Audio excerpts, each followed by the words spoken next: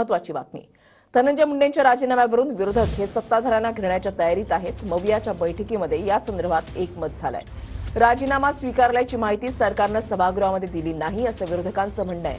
राजीनामा स्वीकारल्याची माहिती मुख्यमंत्र्यांनी आधी माध्यमांना दिली. मुंडेंच्या राजीनामा स्वीकृतीबाबत सरकारनं विरोधकांना सांगणं गरजेचं होतं असं विरोधकांचं म्हणणं आहे आणि याच मुद्द्यावरून विरोधक हे आक्रमक झालेले आहेत.